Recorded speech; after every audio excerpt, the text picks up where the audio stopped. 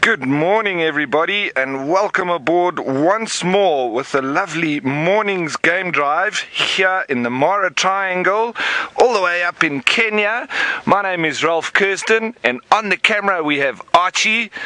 We're at the gate waiting to go down into the Mara National Reserve, and what a beautiful day it is. It's about 16 degrees centigrade, 61 degrees Fahrenheit, and we're expecting to have a lovely morning. It seems that Taylor is going to be planning to head down to the marsh, and I'm thinking I'm going to go up towards the escarpment and get a view out over the plains, over the swamps, and see what we can find. Now, it's an exciting morning. What does the bush hold for us today? That is the question. And we're really going to do our best to see if we can find lots of predators, lots of action, lots of interesting little intricacies of the bush. And there goes up the gate. We're going to be heading in, and for the meantime, let's head you over to the mountain cam and we'll catch up with you once we're down the bottom.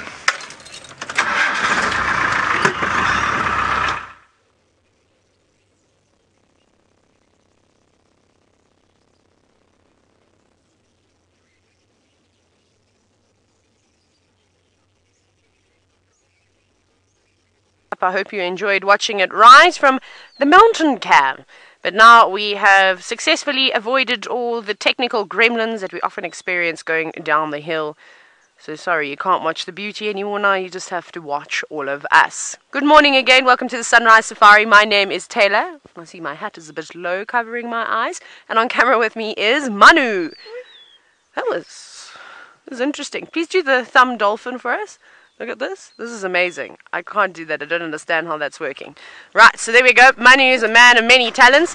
And hopefully he's going to show you another lion hunt today. And then I shall talk about it. So that's where we're heading, in case you were wondering. We're going to head straight towards the marsh and see if we can follow up on the lion saga we've been experiencing for the last few days. So remember, this is a live and interactive show, and it's happening right now from the Mara Triangle here in Kenya. And you can hashtag Safari Live on Twitter, or you can talk to us via the YouTube chat. Shall we play a little game today, Manu? Today we are going to play a game, and I'm sure most of you are familiar with it, but normally what you do is you put a Christmas hat on the corner of your TV screen, and every time somebody wears the hat, you have to do something.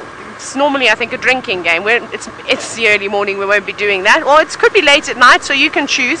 I don't know what the punishment is going to be, but it could be quite fun to see how many Christmas hats we could put on the animals today. Obviously, you're going to have to Photoshop or something, a hat onto the animals. Or we can just do that. Get the most creative one, something along those lines. Maybe you can help me out with this game.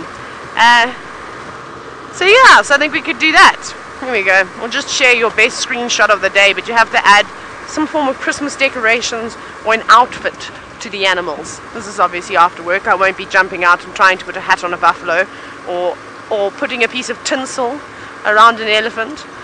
That would be quite cool though, cool decoration. Elephant trunk with tinsel would be quite nice. So that's how we are going to start our day. Hopefully we most certainly are going to pop past the jackal pups if they're there. We missed them yesterday afternoon. So I'd like to see what they're up to, see if the Safari Center has delivered any presents to the Fantastic Four. I didn't hear any of that. Please can you go again, Ryan?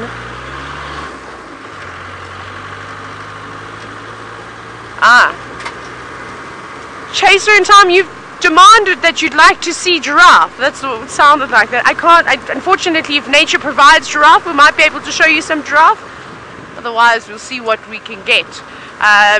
Couldn't remember seeing any giraffe in the area that we were going to this morning. Maybe Ralph can help you out on that case. And like I said, nature's an interesting thing. I want to see leopards. I want to see leopards every single day, and serval catching birds. I'm still waiting. We might have to be a little bit patient. It's one good thing about working out in the bush is that nature does make you very patient, because you don't get what you want ever out here. It takes months and months of frustration and hours of sitting with animals. Like I said, I've finally seen my favorite lioness, well, with, I suspect, the marsh breakaways. taking on a warthog after I don't know how many failed attempts. Since I've been here, I've never seen them take on or successfully take something down. I've just seen them miss many times. What I thought would have been perfect opportunities apparently weren't perfect enough for the lions. So that's how it goes. But we'll see what we can do today. I'm not wearing my Christmas hat because my Christmas presents are arriving today with Steph, and my mom has packed my favorite Christmas hat, so hopefully it will be here in time for the afternoon safari so that I can wear it. That'll be quite nice. So we're going to head now in the direction of the jackal pups. That's normally who we greet first. Maybe we'll be lucky and get a black rhino surprise. But off you go back across to Rolf, who's not too far ahead of me.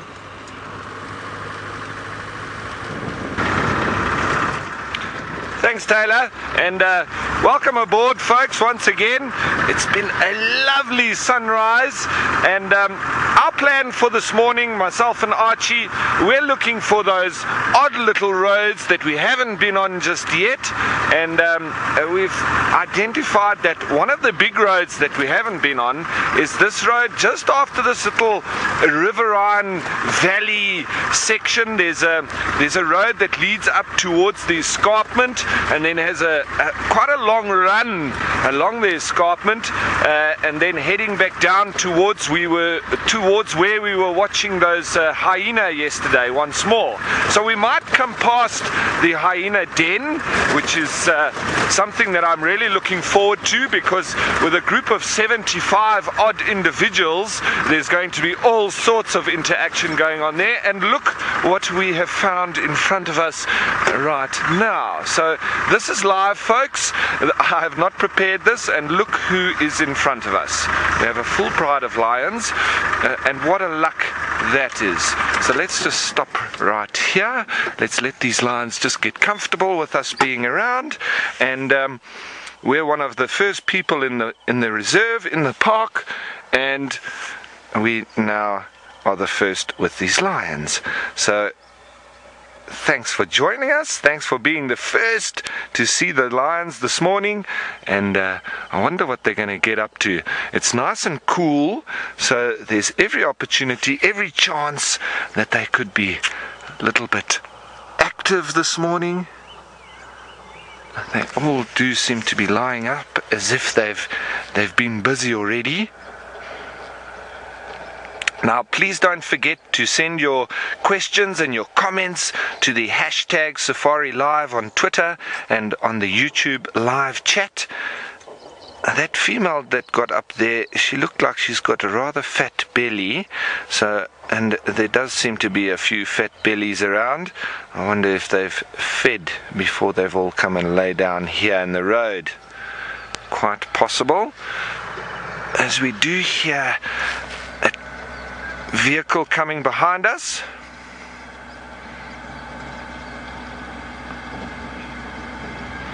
Now, Mia, you're wondering which pride of lions this is. I wouldn't be surprised if this is now moving towards the sausage tree pride, but I'm going to have a look at the notes that we have. And that noise that the lions are now just interested in is the maintenance guys. They're going to look after the roads. So you see how they're often quite interested in different vehicles. Now that's a tractor, and they obviously see a lot of safari vehicles, but when they see something different to the normal vehicles, they can get quite interested. And I have spoken about it before, but I've often seen lions go and sit on the fence line and near to the tar road, and they love watching cars go past. It's quite fascinating to watch the lions fascinated with us as opposed to the other way around. So I am thinking that this is part of the sausage tree pride.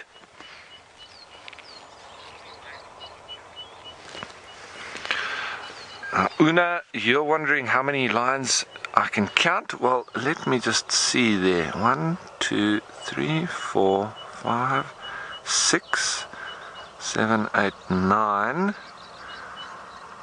I think there's at least 10, Una.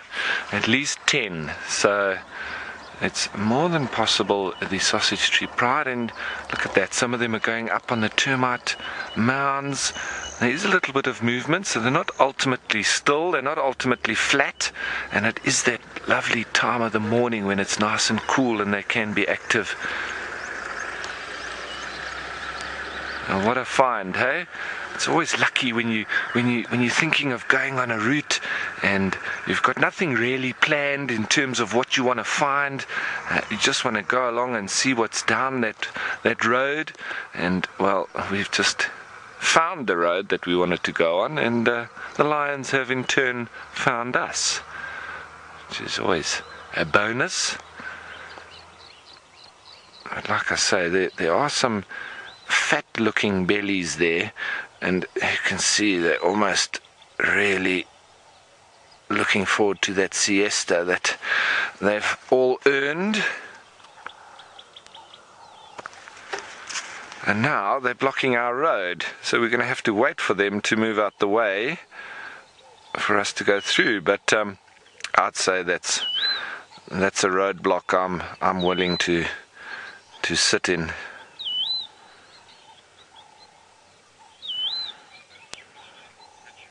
Look at those little youngsters. Richard, you're wondering how many cubs we can see. We've got at least 4, but they're not very small cubs, so there might still be some stashed away somewhere in the thickets. I'm not quite sure. However, there's at least 4 of these youngsters who also look like they've fed and got fat bellies.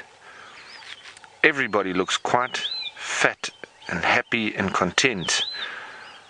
Not looking like they're going to be hunting, but I can tell you that if a warthog came trotting past here, they would all be up and after it. Even though they've eaten, they'll still have a go, and they'll still make more kills if the opportunity arises.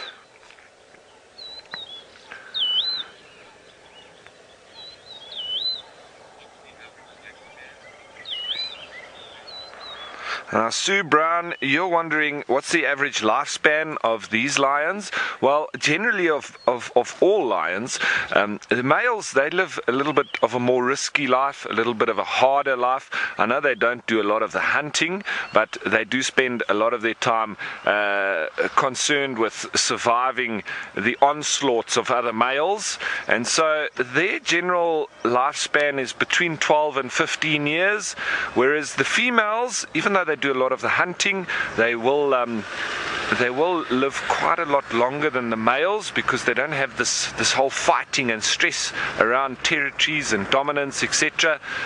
So the females can live up to about 18-20 years, so quite a few years longer than the males.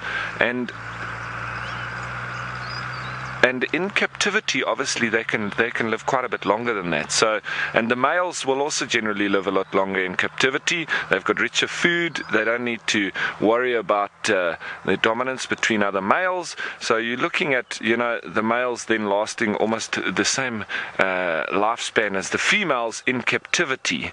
The females maybe slightly longer, but. Yeah, so the males normally between 12 and 15 years, and the females between 18 and 20 years. So there's about a 5 to 7 year gap. So I'm sorry for all the vehicles that you're hearing coming past. And most of it is staff going off to the lodges, and we are near to the main road. So we've got staff coming through. There's also the conservation, the management team that are all heading in to start their daily work and fixing the roads and maybe some erosion problems. I did see there were some wire gabions around where they used that to limit the donga or the lager erosion. And they fill it with rocks, and then it re-establishes the area with the soil. So everybody off to their important business of the day. It looks like this youngster's stalking something in the grass there. They all seem to be interested. I wonder if it's something like a scrub hare, or I see all of them up the road actually having a little bit of a stalk, all the youngsters. Maybe they've spotted something in there that they... Right, I think I'm going to move a little bit closer, Archie. Just to get a little bit away from the road and also just a little bit closer to them. I think they're quite relaxed with us now. So we can get in a little bit closer and see what they're up to. Like I said, that's the road we're going to be using. So until they move, we're going to have to forcefully sit here and watch them. It's such a terrible thing, isn't it? Having to sit and wait for lions to get out of the road.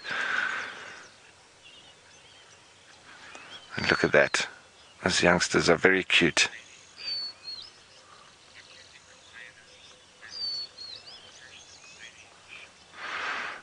First Lady Shah, you're wondering what one of those lionesses weighs? Or what do I think that she weighs? Well, she's probably between 100 and 120 kilograms.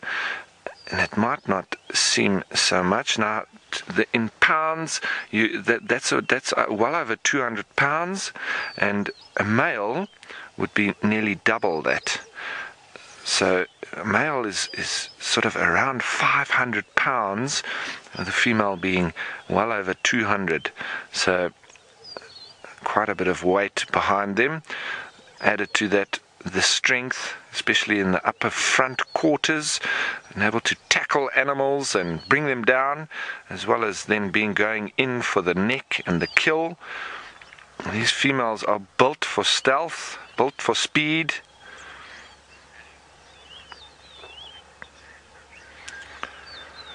Alright folks, so this is the site that we have. We're not going to be going anywhere, and I'm sure when you come back we'll still be sitting here waiting for the lions to give us the road back that we can go up towards the escarpment.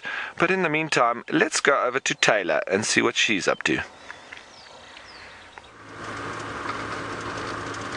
Bumbling at the moment. We're actually keeping an eye out for our friends the jackals, who should be around here somewhere.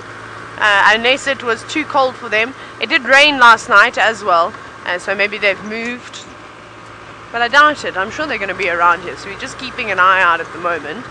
And then if we don't find our jackal, then we're going to carry on. We're going to head back around towards those male lions. Now I'm trying to work out what pride of lions that is. I haven't really got any information as to who they are, so what I might do is actually put the show on next time here with Ralph so I can have a look. But I can't imagine that that's the Sausage Tree Pride, so close by. I wonder if the Angamas haven't done a sneaky roundabout, and we've often seen them quite close to that bridge where the Hammerkorp nest is. I remember when I first started up in the Mara, it was incredible. We would see them there almost every single day around in that forest. They were hunting lots of the wildebeest. It was quite cool. James had some spectacular sightings, actually I think with Manu, that lioness catching that wildebeest, which was insane. It was very pretty too with the trees. So I wonder if it's not the Angama llamas that have decided to just do a big loop around. And they have been around in the forest the past few days. I've still been hearing those roars echoing, traveling through the valleys. So yay, there they are. Good morning, good morning. Manu says that this is the most reliable sighting in the Mara at the moment, and I think you're quite right.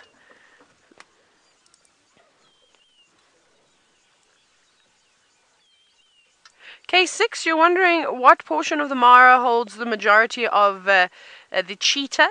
Well, that's because, what am I trying to say? On the other side of the river, around Talek, is probably the densest population of cheetah. I mean, you can go there and see 12 cheetah, no problem. However, we are looking at jackals, and jackals do like to follow cheetah around. We've seen them following lions, we see them following leopards. They even chase around the vultures sometimes. But they are freezing this morning. All curled up. They look a little bit on the damp side. I think they're hoping for a cup of hot chocolate this morning with those mini marshmallows. That would do a good trick. I can only see two though. One up there, and then there's one laying in the grass. Got that camouflage. But I'm sure the others are just lying off to the side. You'll probably find they're going to do some moving around now that you can see that golden glow illuminating that jackal. Yes, very exciting stuff, because that means you guys can warm up and you can dry now. Very, very chuffed with themselves this morning. So I've been thinking, I think it's really cool that we've been able to watch these jackals grow. I'm pretty sure you've seen these four with Jamie before, and you've definitely seen them with me when they were much younger. I remember coming along here maybe a few months ago, maybe 2 months ago, and we were seeing them, and they were still very skittish. They just had their heads popping up above the den. And I just think it's absolutely amazing how they've habituated so easily to the cars. And I think that's just because their den site, their original den, is right on the edge of the road, and it's a very popular area to come and drive around here. So they've got used to the sound of the cars. Well, most of the time they're quite relaxed, and they're very inquisitive. I mean, essentially the adults are foraging around. I mean, the fact that they're sitting here waiting says to me that they're still being fed by their adults by some extent, but they're left to do their own sort of foraging during the day. So they can't be too old because they haven't even, gone out and are joining the adults in the foraging experience, which they often do. And they're in the same spot every single day. So they're not quite brave enough just yet to go exploring. They just explore around this area like a lion cub would around a den, or a leopard cub, or even a hyena, a youngster. They get very curious. Remember, Young and Tima used to often go out and go exploring. I miss that little hyena. Actually, I was watching videos of Ntimi the other day, coming right up to the car and being just about sniffing my shoe, which was quite cool. And these jackals almost do exactly the same thing. But it is nice to take advantage of things like this. Albeit you said, is this the McCurdy Manu Jackal Pride? A Jackal Pride. I like that. We shall call it a Jackal Pride from now on. I don't know. We could call it something. I like the Furtastic 4. But I mean, you can come up with whatever you like. They're not really official names. These pups are going to disperse eventually, and then the chances of us seeing them regularly is going to be quite slim. Except, do you remember that first den I found and how excited I was? And then we saw the same jackal pup like a month and a half, 2 months later. And I think it was Michael Fleetwood that actually successfully identified it being exactly the same jackal with the various notches that it had in its ear, comparing it to a photo that I took at the den site. So I thought that was quite cool. So I suppose there is a possibility that we could still see where these jackal go. But they'll move right out of their sort of parents' home. I almost said homeland.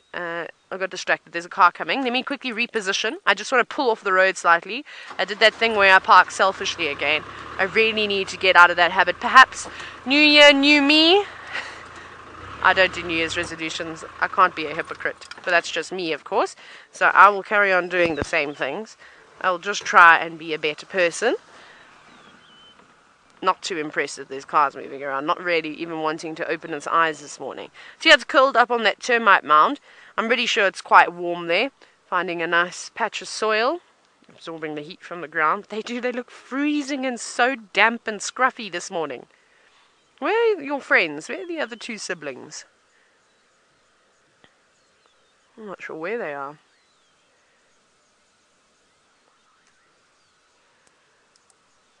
This is very cool. But, seeing as though the light is still good, I wonder if we shouldn't jump up ahead and go and see what's happening with those male lions and if they're still feasting on their hippo carcass. I think that's exactly what we're going to do. So, let's do it. And we'll come back for these jackals. I think probably in the next hour the sun will be a lot warmer, and I think they would have unfrozen then. So we'll let those jackal thaw out for a bit, and hopefully we'll come back to them being a little bit more entertaining, because I'd quite like to see what they're up to. Ralph is just a couple of kilometers away from where I am, and he's sitting with the pride of lions trying to figure out who it is. Why don't you all give him a bit of a helping hand? Let's jump him back on board with him.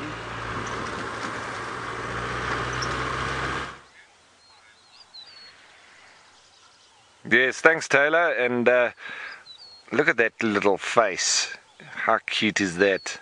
Huh? With a fat belly. Looks like he ate all the cake. Yes. So I heard yesterday everybody was giving their Christmas wishes in terms of sightings and what they want to see for Christmas. Well, I was thinking I wouldn't mind seeing a group of hyena chasing lions off a kill. That would be something. Although I'm looking at this guy. I don't know if they're going to be making a kill anytime soon. I think that's job done last night. Our fatty here. Looks like he needs a snooze. And I think there'll be lots of people around the world feeling and looking like this in the next day or two. I need to go for a little siesta and try and digest. Yeah, that looks like a Christmas siesta blues. Very cute. Lovely color and light in the morning now, making for excellent conditions and photographic, videographic opportunities as these youngsters seem to be drifting off.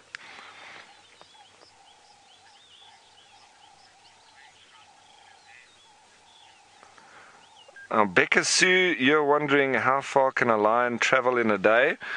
They don't generally travel as far as hyena do, who I've heard it's written about them traveling well over 50 kilometers.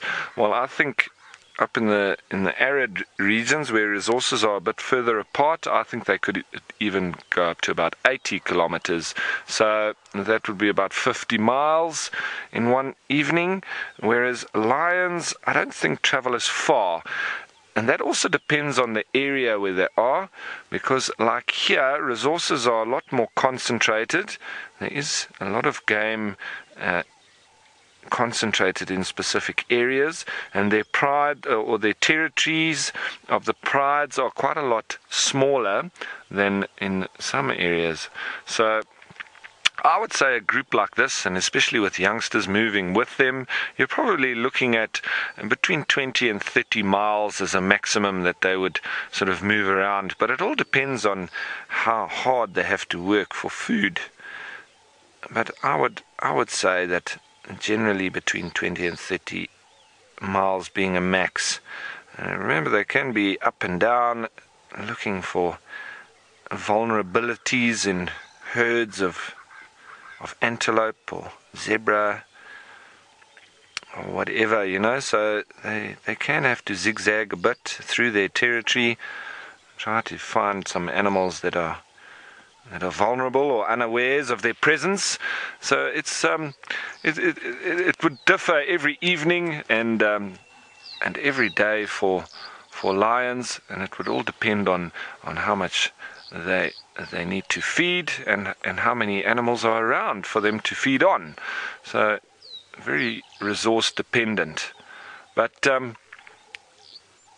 with the resources that these lions have, it seems that they're quite content. They've made their kill for the evening, and I think with all these fat bellies, there's not going to be too much hunting going on today.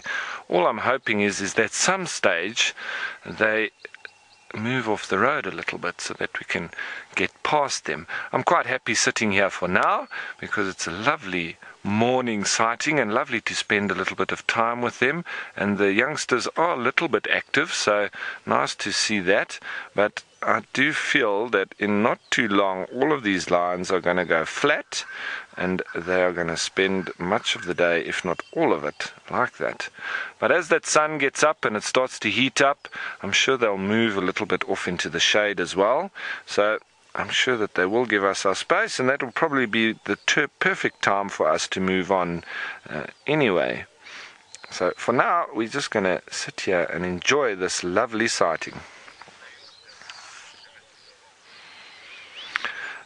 Now, Mia, you're wondering if lions could ever be domesticated. Well, Mia, if they are bred in captivity and they are hand-reared, so humans giving them their milk and bringing them up from cubhood or childhood or babyhood, yes, they can be quite habituated and they're quite comfortable around humans. But remember that these are big cats. They're very big, they're very heavy, they're very large. And what the problem is with that, with habituated or tamed lions, and I say that in inverted commas, because they are so big that they will, if they knock somebody over, or it gets into a situation where you're almost vulnerable, like a prey animal would be, the instinct can kick in with the lions, and they could potentially kill you. So it's always a worry to have lions in captivity and in a home environment, because if, for instance, the lion had to jump up and it's actually in the mode of greeting you, but it knocks you over and you are vulnerable in a prey type position, you'd be very lucky to get out of that alive, because one bite from the lion on your neck or head area and you'd be dead. And so it is always a very precarious environment to keep lions in the home, and it's not suggested, and it's not a good idea.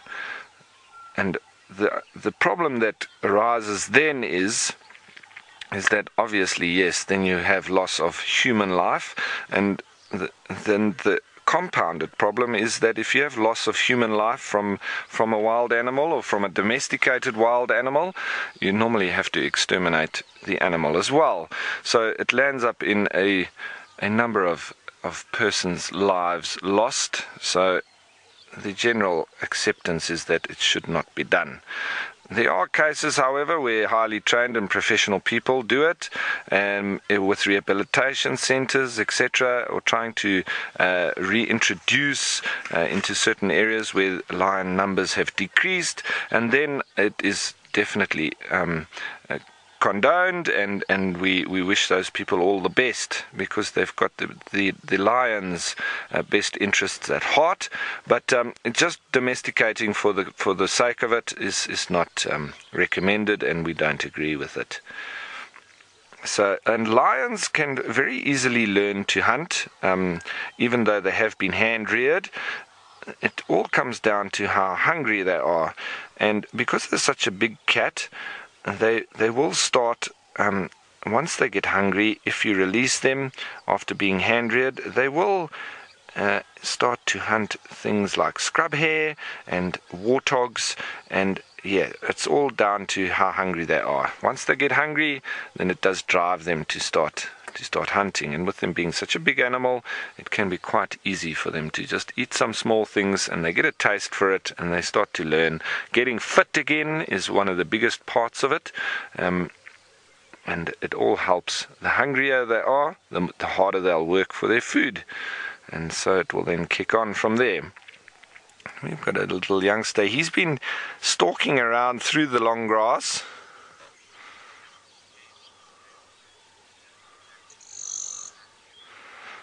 Matthew, you're wondering at what age do lions start scent marking?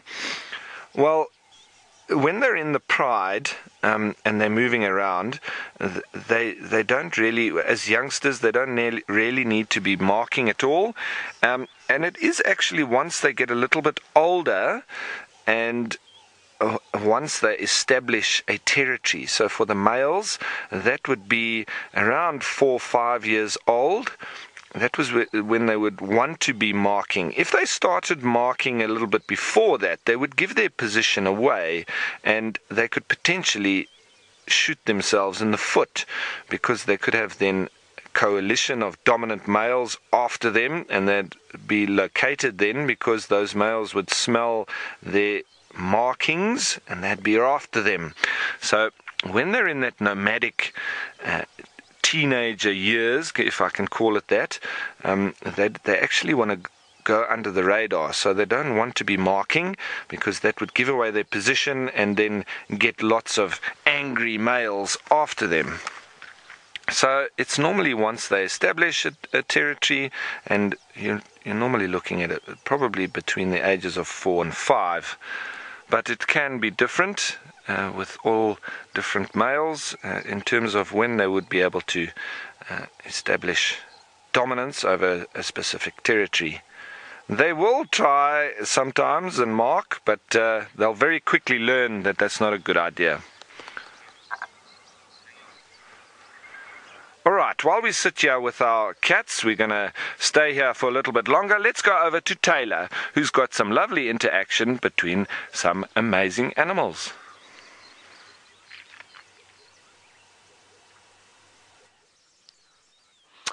It is a hyena. It's the animal that you have been looking for, Ralph, and it is a very brave one.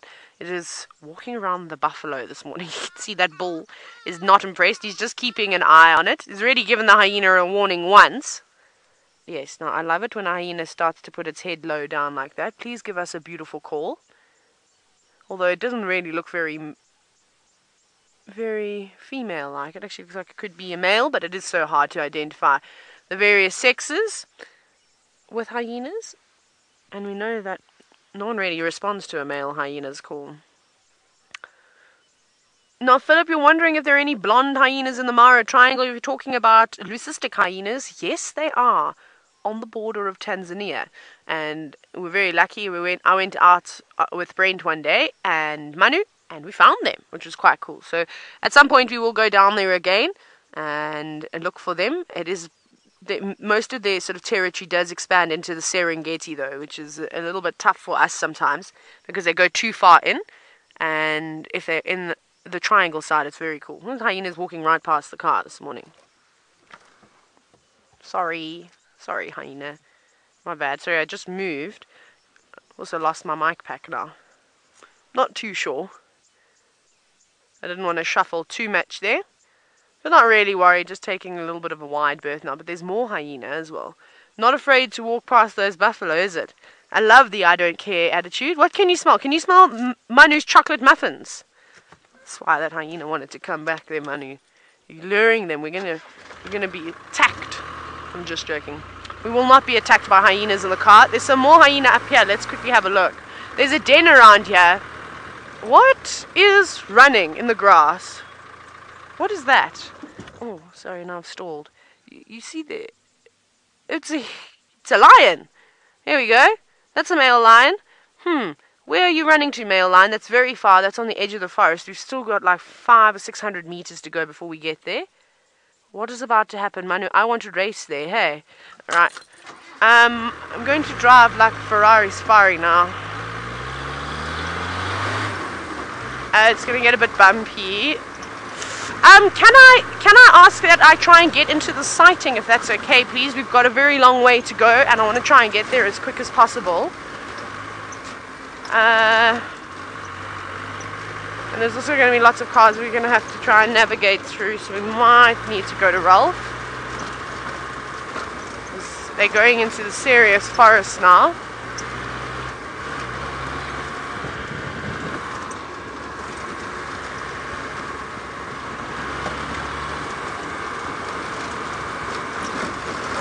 Okay, I'm going to send you across to Ralph. I'm keeping all my eyes on the road, both of my eyes on the road, because there's lots of holes here and I don't want to fall into one. I'm going to try and get closer to that male lion.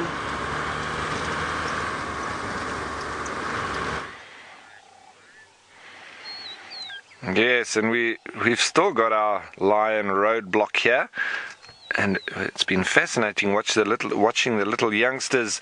There's one up the top of the road there, but there's another one off in the bushes that seems like he's trying his best to stalk that one on the other side of the road. Now, he's just to the left of that tree in the bushes there, and I think he's practicing his stalking and ambush techniques on his sibling.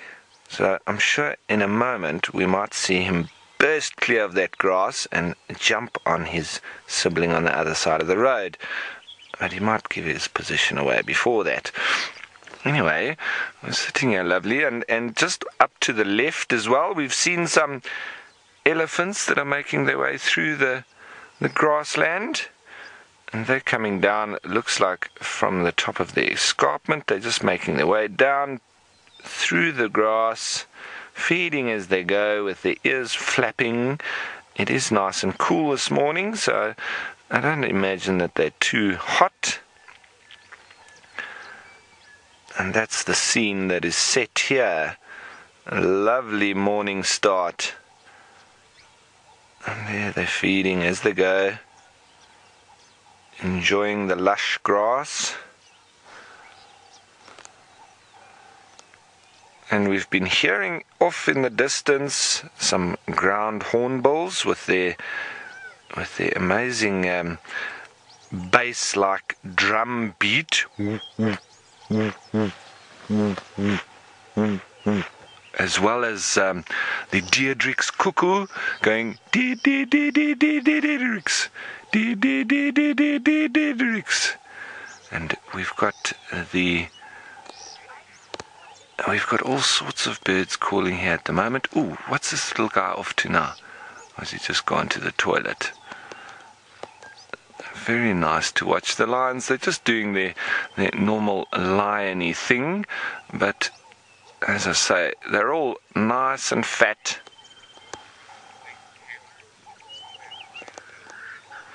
Okay, right, while we still sit here and wait and see if these guys get up to any naughty nuisances, let's head over to Taylor, who's got something similar but totally different.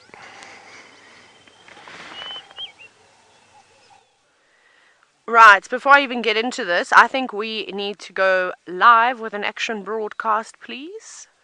I'm going to sit very quietly now while we wait for this all to unfold. Okay, no, never mind. They're just setting it up.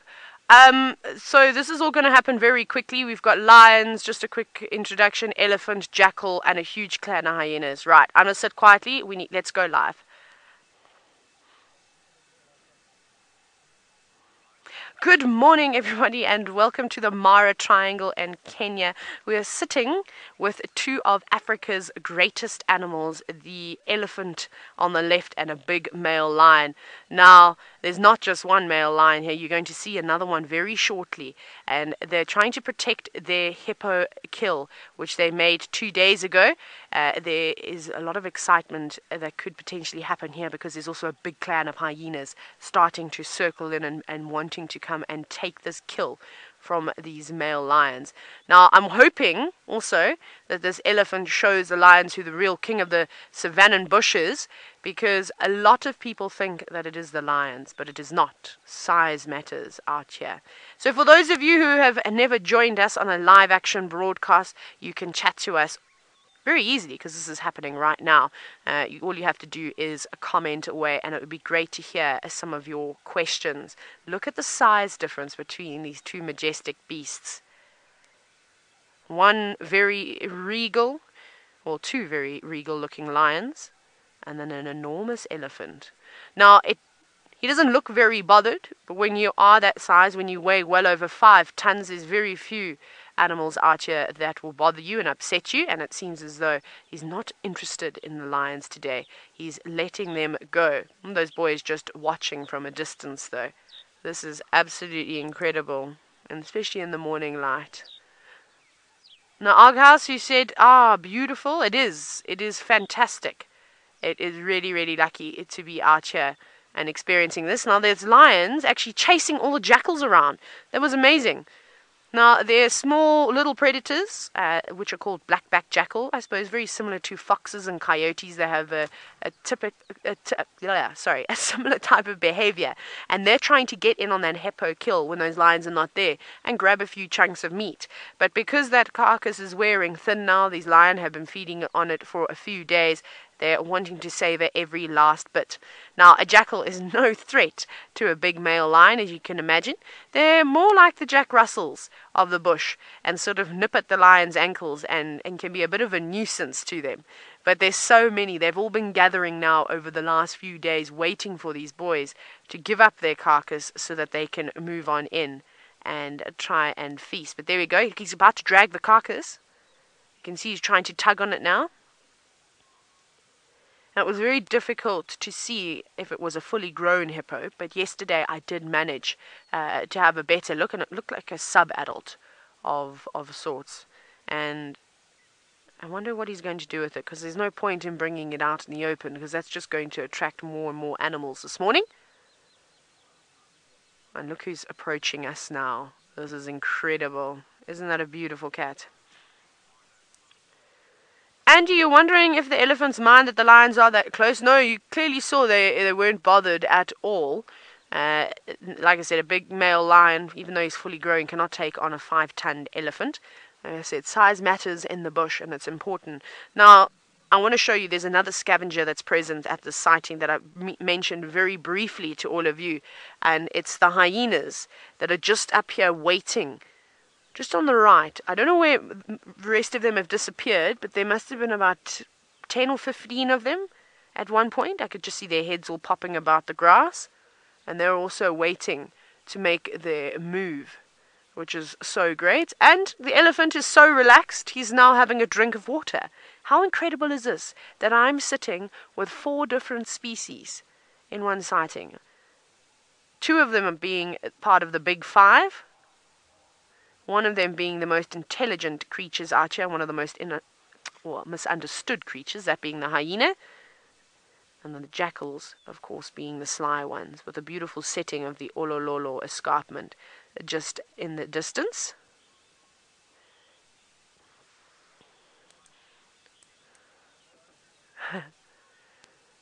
Now, Roshni, you've always wondered why do the elephants chase the lions, because they're so much larger. You typically see animals being chased around quite a bit when the females are around and they've got young calves.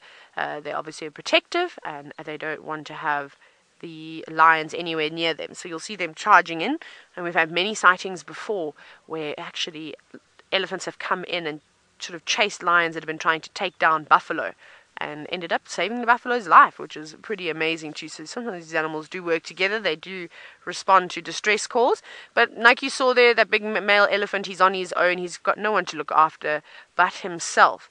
So for him, one male lion is no threat, no more than a mosquito is to, well, us as humans when they bite us. I mean, it's so small in comparison, and they could crush, well, the elephant could crush the lion quite easily. Now, Philip, you're wondering how many Chitwa boys are there in total. So that's the name of this coalition of male lions, the triangle boys or the Chitwa males.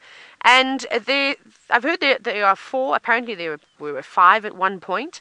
But now we typically see 3 together. And the other male roams around and pops past every now and then. But I've yet to stumble across all 4. I've only seen 3 together. I'm trying to. There are a couple of other vehicles in the sighting with us, so I think they're following that other male lion. Okay, well, we're going to stay here and see what else develops, because these hyena want to creep on in. The jackal are starting to stir, and there's one male lion that ran off, and we're waiting for him to return. So from myself and Manu, keep an eye out for those live notifications, and hopefully the next time you come back to us, the hyena would have made a move.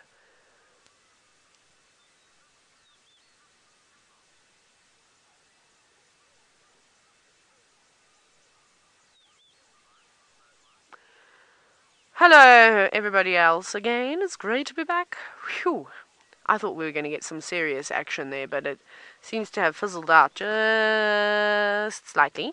Our elephant is still drinking water, though. That's for sure. Yeah, who doesn't he like?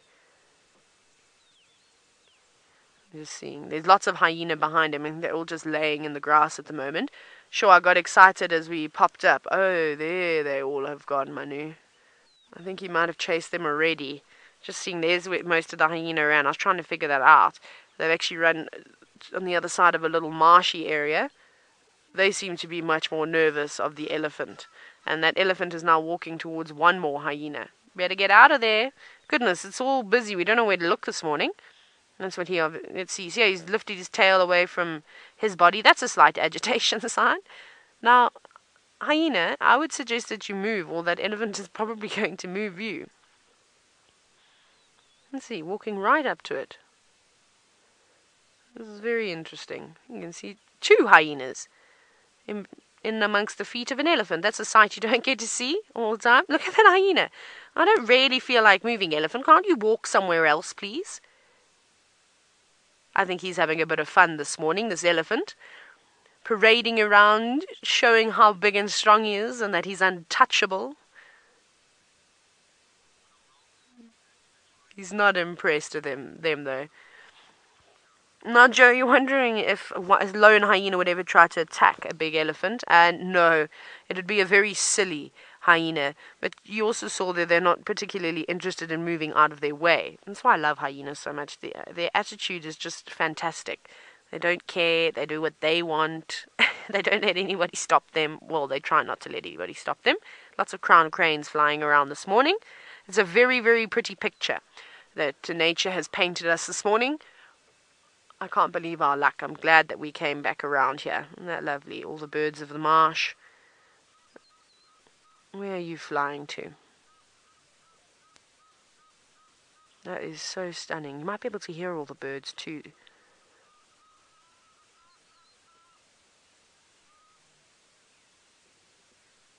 Manu chasing the cattle egret this morning. I wish one of those hyena that are walking amongst the elephant would do us a favor and sing a beautiful song. It would be quite nice to hear a whooping hyena. Now, our lion is feeding in the thicket. We can't really see him at the moment. Now, Ashlyn, you're wondering at what point would the lions abandon the carcass when most of it is done. 2 of the males have actually already moved off, and I'm considering following the other boy that's walking into the distance. I think let's do that, Manu, before the other. Hopefully we can get in front of the cars very quickly. Let's take advantage to that. So I'm pretty sure they killed it 2 days ago, and then we only found it yesterday morning. But I wonder if they hadn't been sitting on that kill for a little bit longer than we thought, maybe another day. Because there's only been these males eating it, and they've done a good, they've done a very good job at cleaning it up. Okay, I'm going to. I don't like it when people point their fingers at me. Sorry, me having a little tantrum here. I want to try and get a view of these lions moving around, but I don't know what's happening now. Let's very quickly just watch him disappear into the grass, otherwise we're going to end up just staring at vehicles. There we go. So I'm going to try and get ahead of him, and hopefully we'll see where he's off to, because that's where the male lion we saw racing across and through the long grass, he's gone into that forest. So we'll keep following them. Otherwise we've got a backup lion still feeding on the hippo carcass, which is good, and all the jackals and hyenas and vulture excitement that could develop. But Rolf is also sitting with quite a large pride of lions. I wonder if he's figured out who it is.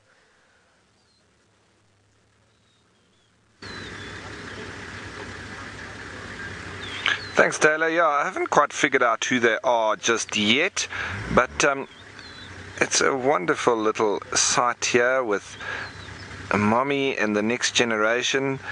They're sitting on top of a termite mound, so in perfect view for us. And then they're both enjoying the morning sun, while the rest of them are still scattered about a little bit. And the females have gotten up, just changed position and gone and flopped down in the grass in true lion fashion. And so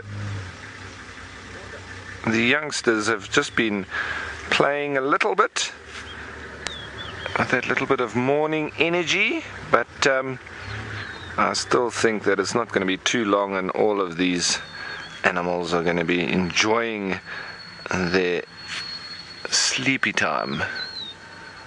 But it seems a lovely morning. Taylor and I have both started off with just driving out and seems stumbling upon groups of lions. Nice in the early morning for that to happen. We'll have to see what happens for the rest of the drive. Hopefully we can keep this up.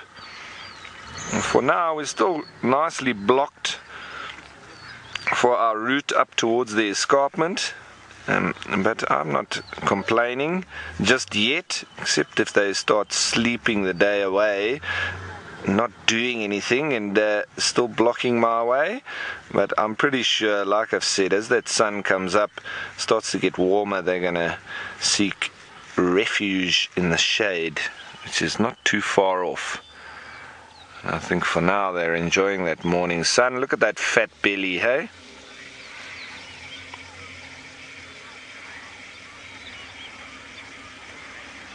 Now, first, Lady Shah, you're wondering how much a lion needs to eat a day. It all depends on how much they've eaten in the last few days. So if they make a big kill, they don't generally have to eat that much for the next few days. So for instance, like now with these lions, they seem to have fed overnight, and it then means that possibly tomorrow and the next day they won't necessarily have to feed. If something presents itself, they will make another kill, but these lions are good to go for the next 3-4 days at least. But I'm sure that they won't pass up a warthog that comes walking past. But they're quite content and not going to be actively hunting for a while.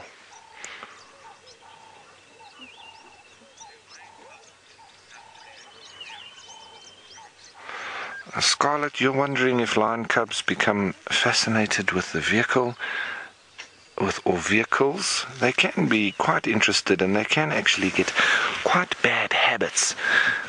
You can often have lions following vehicles, trying to bite the tires, and it all depends on the guides. We need to try and stop those naughty habits and not let them do it. So we do sometimes bang on the side of the vehicle or reverse at the animal just to push them back a little bit and to not get naughty with vehicles, because once they start chewing tires, they know that it's quite fun, and you'll see that there's a lot of vehicles around with flat tires, so not something we want to allow them to do. But with these youngsters being so fat, they're not going to be chasing any tires this morning, I think.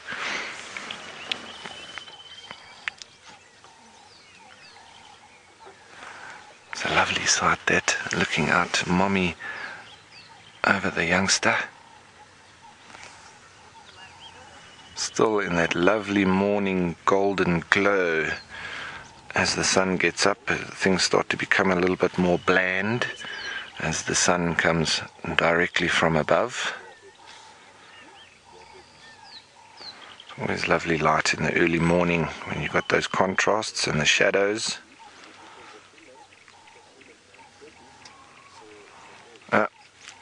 Eyes are getting heavy. You know, in Afrikaans we say maag is vol, oog is toe, which means the mouth is full, the eyes go closed, or your stomach is full, your eyes go closed. It looks exactly what's going on here. Nice fat belly, and she's really struggling to stay awake, isn't she?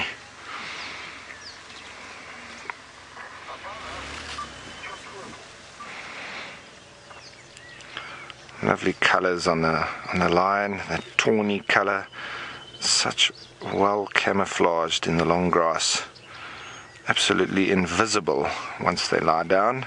And if these lions weren't on the road, it would have been quite difficult to spot them unless they were all up on a termite mound, which you can often find them doing on a nice cool morning, just getting up a little bit, trying to get into the first rays of sun, nicely warmed up. Now, there has been questions before if any oxpeckers ever go on lions. Well, I have seen them on them, but they do get quite irritated, the lions I mean, and I've seen oxpeckers be lucky to get away with their lives, but the lions could also do with letting them jump around on them, because lions can also get quite a lot of ticks. And if they had to actually let the oxpeckers do a little bit of work, they could actually help them. But I think the overwhelming urge to chase them off is greater than what the bonus or the benefits would be of them staying on them. A very peaceful little scene here. I wonder what's happening over with Taylor. It seemed it was quite exciting there a little minute ago. And we're watching these youngsters. They have been stalking each other. And the one, as I said, the one was hiding in the bush as the other one walked down the road. He did stalk him a little bit. They were also trying to climb the tree, but they gave that up pretty quickly. And there's a nice herd of elephants in the background. And the elephants have been communicating a little bit. We've heard them from here. We're also hearing the lions, a little bit of contact calling.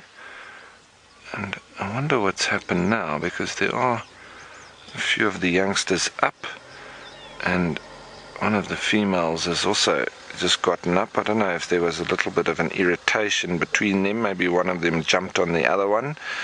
And you never know when the youngsters are around. Was getting up to mischief. And there, she's had enough now. She's up onto the termite mound, and she's saying, right, now leave me alone. I just want to have a snooze. And she's got a nice lookout point from there as well.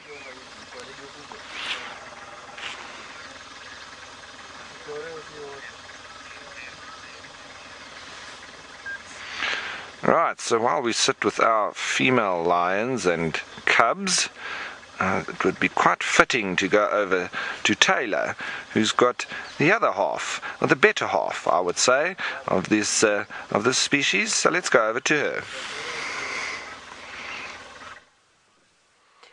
And a beautiful view we do have of the other half of the species, being a male lion. Now, looks traumatized at the moment, as you can see, because his coalition members have up and walked away and just left him to fend for himself. And I don't think he's very happy about that, because the jackal are diving in. All I can see is just tails up in the air at the moment as they're feeding on the far right-hand side of that carcass. There we go. You can see them. They take a few bites and then they look up to make sure that the lion is not coming back. And even the vultures and things are starting to hop down onto lower branches. Yeah, run away.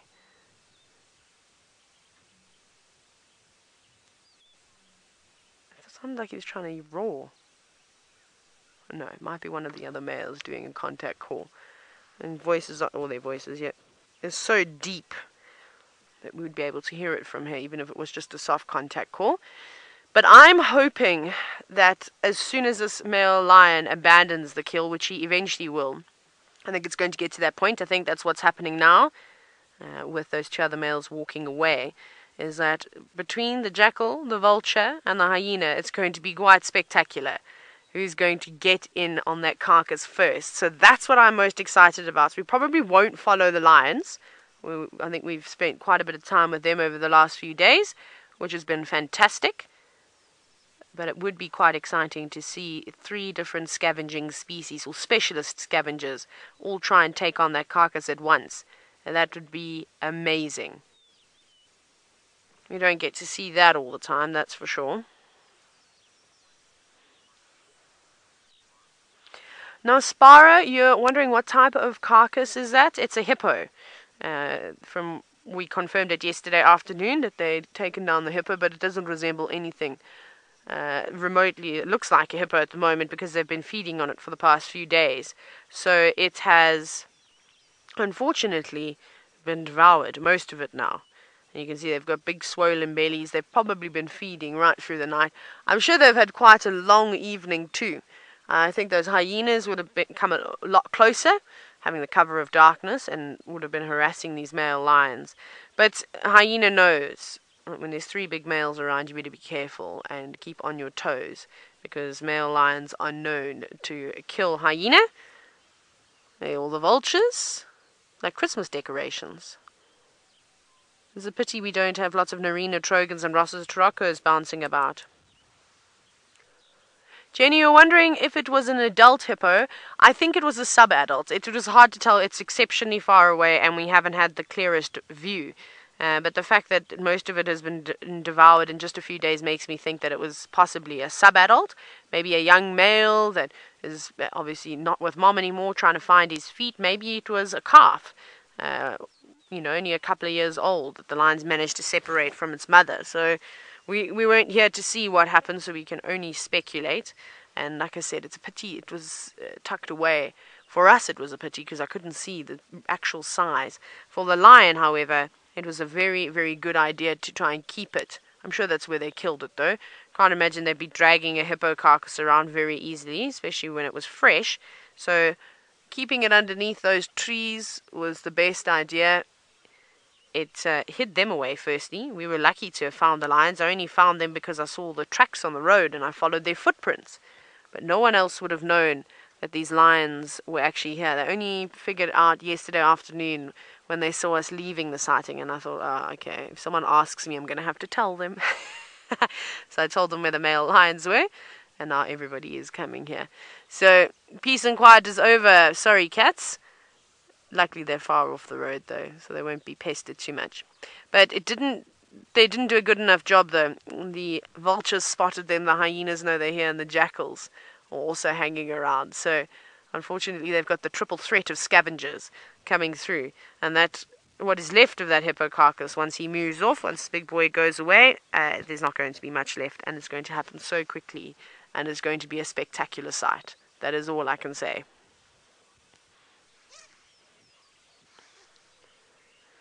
Now, Paddy, you're wondering if it's common for lions to hunt hippos. Yes, it is actually, especially out in an area like this where they're in abundance, and so are the lions. We're very fortunate to be able to say that there's so many wild lions out here. They often take on hippos, especially there's 6 male lions across the river near Governor's Camp called the Bilashaka Boys, and they take on hippo regularly. You can imagine 6 male lions, even a buffalo would be just enough for one meal, whereas a hippo they could definitely feed on for a lot longer. So they most certainly would go for something like that. And like I was saying, because of the Mara River and all the luggers and things like that, the hippo population is booming. So there are a lot of young sub-adults that are roaming around on their own that would make for an easy target. Although, if you have enough lions, you could quite easily take down a fully grown hippo too. And Jackal a little bit nervous, not really wanting to move on in. I'm also just keeping an eye as to what's going on with the hyenas, and I'm starting to see more and more heads popping up too, which is good news. Come on, vultures, make the first move. If I were those vultures and I wanted that lion to move, I think I would choose to defecate on top of the lion's head all the time. That would probably annoy him enough and get him to move on quicker. I doubt that would happen, though. You can just hear a hyena whooping in the distance. It's very soft, though. But I think we're going to hear lots and lots of signs. We just need to be patient and make sure we're here in the area when that male lion moves off of the carcass. But we will. We're going to stay glued to our seats, and our tires are going to stay on the ground and in the same spot. Ralph has moved on from his lions, and it seems as though he's back on the elephant trend.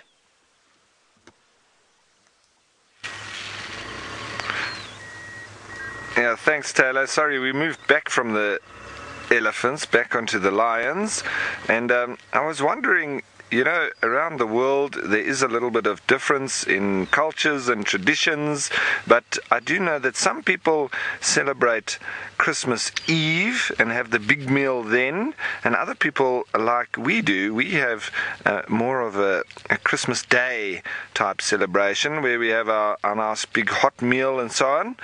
Well, it seems that these lions have been more leaning towards the Christmas Eve type celebrations, because everybody seems as fat as anything, and the male lions that Taylor's got, it seems, are fat as well, so they've all been indulging in the Christmas festive spirit and getting themselves into that uncomfortable position of overeating around this time.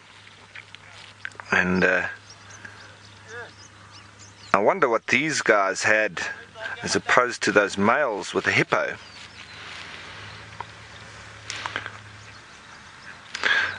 Now, Matt, you're wondering if lions would ever take down an adult male elephant, and how many would it take? Well, the only lions that I know of that take down elephants are some super prides in Botswana, in the Savuti Chobe area, and they're 30 plus individuals within that pride, so you've got a lot of adults that they can assist in actually catching elephants. It's difficult to talk about in terms of lions and the way that they hunt, because they don't actually bring the elephant down. What they do is they all jump on its back and they literally start feeding on it alive. It can happen like that with hippos as well, because the skin is very thick for them to get around the neck, and also very dangerous. So the lions don't actually go towards the neck area, firstly because it's almost impossible for them to actually kill it, and secondly because if they're in that area of the head, they're most likely going to get killed themselves. So they all jump on the back and they start to feed on the rump and the back areas onto the fillets and the nice soft meat, while the animal still tries to get away, all the while dragging these lions along with it. So not a very nice scene to watch, but extremely fascinating if you can get past the blood and gore, because the animal that is being targeted takes forever to die, and literally dies eventually of exposure and shock, and as these lions literally start eating it alive. So yes, there is some images and footage of lions that bring down elephant, but it's not for the faint-hearted or the squeamish. So there's a warning for you if you do want to see that. It's not an easy picture to watch. So we've still got this female over here just lying next to the road, and she's the one that is just blocking us from continuing.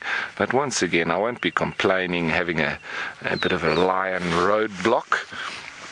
Once she moves off or gets up and decides to move a little bit away from the road or goes onto the other side of the road, that'll be our ticket to slowly move past them. But for now, we're held hostage by a wonderfully content, snoozing lioness. Well, this is Africa, and it is a tough life. Somebody's got to do it. Now, Michael, you're wondering if this is an off-roading area. Not right here where we are right now, Michael, because this is still quite sensitive, your black cotton soil area. So once we head a little bit further west and towards the escarpment, then yes, that's where we could go off-road a little bit. But here, not allowed to because of the sensitivity, but fortunately we don't need to with these lions being right next to the road. So quite fortunate for us that we don't need to sit from a distance and try and spot a little tawny coloured foot or tail off in the distance, which is always frustrating when you can't get close to lions. But we've had all the luck with us this morning as we watch that fat belly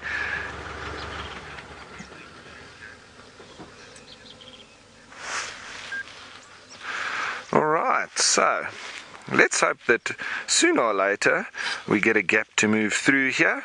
But in the meantime, we can sit and keep watching these lions. Let's go over to Taylor with a little bit of a smaller carnivore near to that kill. We're still sitting out here with our jackal friends, and I don't know if our lion is going to allow for the situation that I want to develop, because now he's being selfish and he does not want to give up his carcass. He should just accept the fact that it is going to become the jackals, the vultures, and the hyenas' meal very shortly. He actually just needs to move on now. This lion is holding on for too long. You can see him just on the right, just sitting in the shadows. So he's probably about 10 meters away from the carcass and just keeping a close eye. I'm surprised those jackal actually haven't gone in, even though he is sitting there and watching. They could still quickly go in, grab a little mouthful, and then run away. But there's so many of them. So now obviously we know with jackal they're monogamous, and they do mark and defend territories. However, when you do have such a large food source like this, it's not uncommon to get many different pairs all tolerating one another and coming to feed off of the same food source. With the hyenas, it'll be the same clan, most likely. I have seen a couple of different clans come around and fight for a hippo carcass before down at Sabi. That was really interesting to see. But with a jackal, they'll be slightly more tolerant of one another. This one's a brave one, walking right past the lion. You show him who's boss, jackal. Bite his tail. I've always wanted to see that. I think there was a picture once that was shared around the internet, if I'm not making it up. I'm pretty sure it happened, though, where there was a jackal biting a lion's tail. What have we got?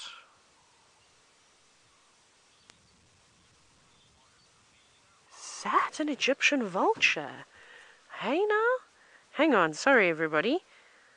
In the tree there's a vulture that's quite white. Down to the right, the next tree, that looks like a whiteback. Now I'm opening my music app. No, Robert's bird.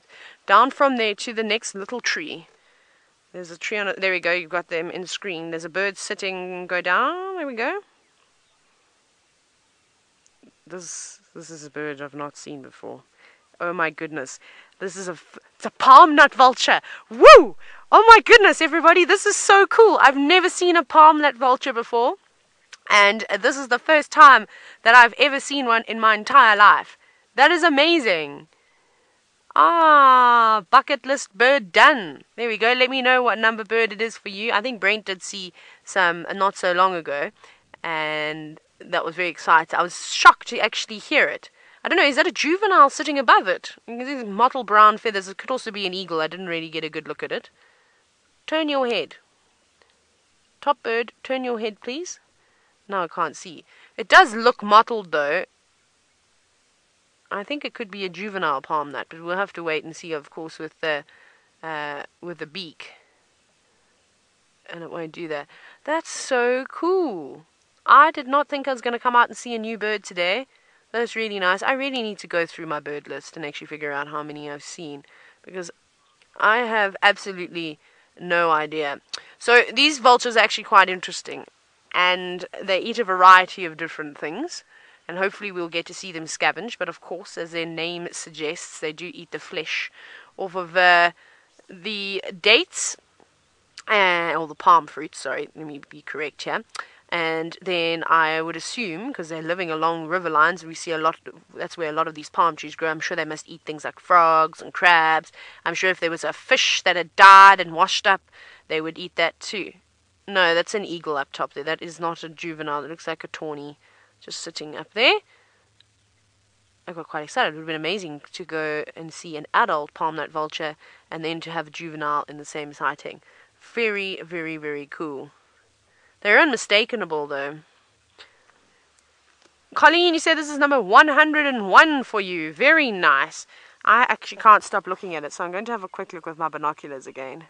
That is amazing. I thought the first time I was going to see one was going to be on the east coast of South Africa. You know, along Durban, if I was, you know, maybe went to one of the reserves around there. But that's fine. I'll take a palm nut vulture in Kenya any day. And just looking around, everybody's waiting their turn. Now, I mean, I wonder, it's quite interesting. Obviously, we talk about the hierarchies within vultures, which is super interesting. And it will be quite nice to actually see it when they dive down and start feasting upon the carcass. But I haven't seen a leopard face just yet. I've seen lots and lots of white-backed vultures that are around. They're first on the scene. And then, what's the one on the right? Is that another palm nut just sitting there? No, it's not. It's just it's a white-backed. Just the angle looked a little bit different. Now, Cliff, you're wondering how big can a palm nut vulture grow? Well, I'm just having a very quick look to see their weight. And they weigh not quite as big as the others, but about 1.5 kilograms or so. And is there a wingspan? Because I've never seen these birds before. I've never seen one even flying. Where is the wingspan? I'll have to search.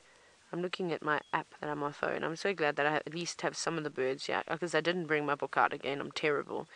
And the wingspan, females are bigger than the males. That's quite interesting. Well, that actually is the case most of the time. It's the same with the African fish eagle. I don't have a wingspan. Should I guess? And then you can correct me. I think that their wingspan is probably going to be about 1.7 meters.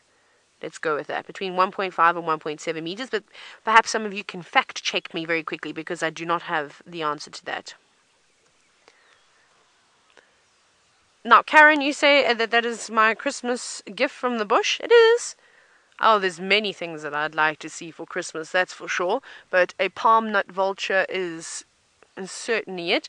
You know, it's still quite easy for me to see new birds because I haven't actually seen lots and lots of birds. For people like Brent and Tristan, and even Ralph to a certain extent, mainly Brenda because he's so well traveled and he's worked in so many different areas within Africa. You can imagine how excited he gets when he puts a new bird on his list. But for me, I'm slowly ticking off all the vultures. Perhaps this afternoon, I'll bring my bird book out and then we'll count and see how many vultures I've actually seen and who else we need to spot while I'm here on the Mara. But enough about birds. Let's go back across to Ralph, who's got an intriguing view of a lion.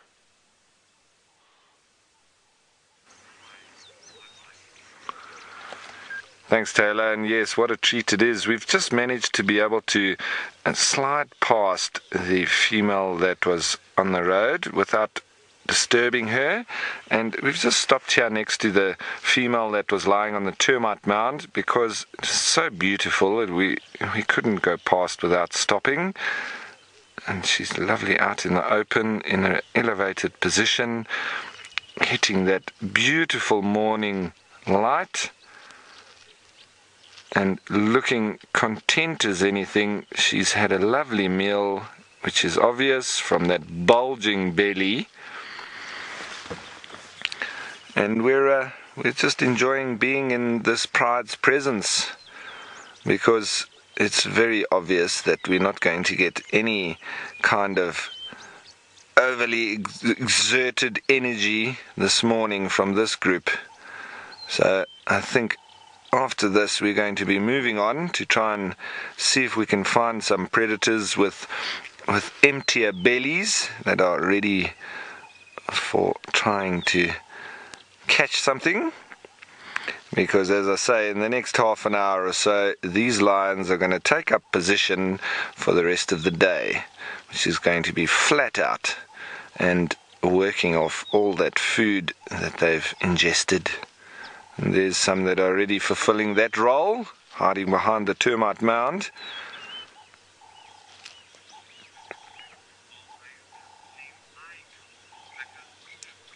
Now, Becca Sue, you're wondering if all lions have the same eye color. Well, hopefully we can actually get to see them in between their sleeping mode. But they generally that sort of amber color, but you can get blue eyes, like we saw with the hyena the other day. But apart from that, you can get a light-colored amber, and then you can also get a very dark-colored amber. And in fact, there's one individual in the Djuma, I think it's in the Styx Pride, that she has a very dark amber color to her eyes, and that's actually given her name, Amber. But generally, they're this lighter sort of fawny amber color. It can be a bit darker, and then you can actually get blue eyes from the leucistic or white lions as well. So there is a small range of color, but this is generally what they look like.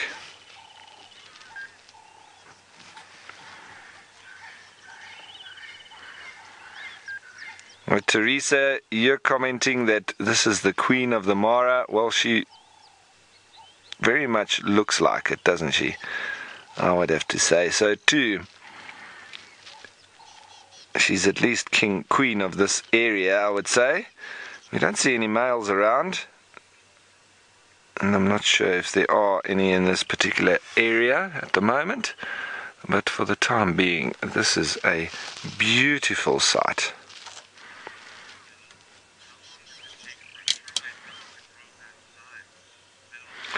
Now, Bill, you're wondering how long it takes for a termite mound to grow this size. I can tell you, Bill, that I would say this termite mound in particular is probably between 50 and 100 years old, and it's even possible that it's older than that. But I would say a minimum of 50 years. So some of them take many years to form, and it all depends on the soil and the size of the colony. But this one is obviously quite large, and you can see generally we say that this is just like the tip of the iceberg. The big chamber or the bigger proportion of the actual nest is below the ground, And so it's just nice to imagine that in terms of the termites. And from the sky, when I was up in the sky ship's hot air balloon, you can see these dotted around, and they're almost fairly evenly spaced as well. So it seems like there is some kind of correlation between the competition of termites and the spacing of the termite mounds, or the termitaria, because there's an average sort of spacing between them, and it almost looks like it's very well organized from the sky. So I'm assuming that there is some kind of spacing requirement or competition between them. I don't think it's as random as it seems. It's quite similar to that of the termites in Namibia, and there's been a lot spoken about the fairy circles of the Namib Desert, but that's in the grasslands, and it's very similar to what I've witnessed here in the grasslands overlooking the or throughout the Mara Triangle. From the sky, it was a different color, but looked very similar to that fairy circle formation that we get in the Namib Desert. And there they've also done some studies, and they think that it is the termites, and there's spacing between them because you've got these perfect circles with relative distance between them. And there were all sorts of other theories around Martians and aliens and their landing sites or communicating with humans, because in the Namib you don't have the termitaria coming up like this. You've literally just got a dead space with grass growing thicker around the edge, and those nests actually being predominantly or only below the surface of the soil. So you don't see them coming up like this. But very, very interesting in that circle that is created around the edge of the empty patch is actually as a result of there being less competition for grass as well. So all along the edge is a lot more populated by grass, and you can find it quite similar along a road as well, where you've got any cleared area, you very often find next to it you've got a much thicker or denser population of vegetation, which lends itself to making that circle around or the line along next to a road. So I think there are definitely wilderness or natural explanations to all of these things that we think is possibly Martians and aliens. I think it's a nice convenient answer once we don't know what it actually is, to get everybody's imaginations going and making them think that there's aliens have stepped onto our wonderful planet. Well, it's always a possibility, but I think there's normally an unexplained natural phenomena happening before there is some kind of extraterrestrial landing on Earth.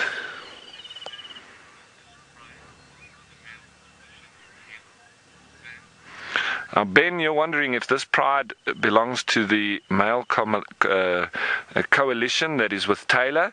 Well, remember, Ben, that the males, they'll move between these pride, different prides. So they could be, and I would say that it is a real possibility because they're not too far from here, but the males, where they dominate, is a little bit different to the area that the females will maintain their territory. So the males might be moving through, and the females are obviously maintaining a specific site. But those males, they are very large individuals, and they've got a seemingly wonderful coalition, so quite easily that these animals, maybe they even fed on the hippos, and maybe they've moved up here after the males came in and chased them all off. That's also a possibility.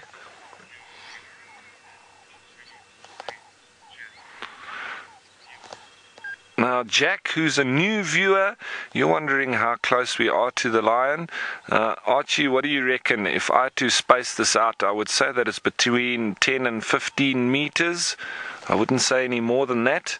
So it's quite close, but as we've said to lots of viewers before, especially in a vehicle like this, we are absolutely safe. there's no problem, and if there had to be, we're obviously watching the behavior of the animal itself, and you can see how relaxed she is. She's quite used to vehicles, quite used to having humans in her presence, and these vehicles moving around her. I'm pretty sure that she would react differently if I had to open the door and step out of the car.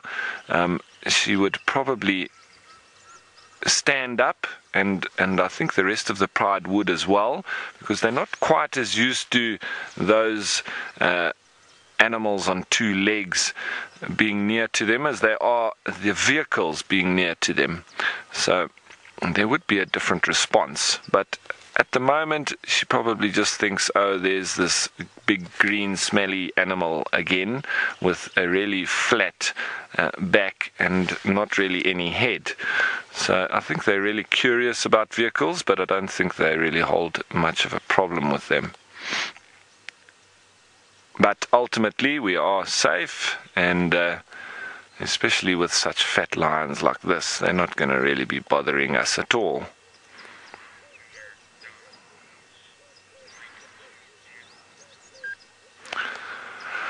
All right, everybody. So I think I'm going to be moving on from here shortly, and I think we're going to go see what else we can find with maybe a little bit more energy.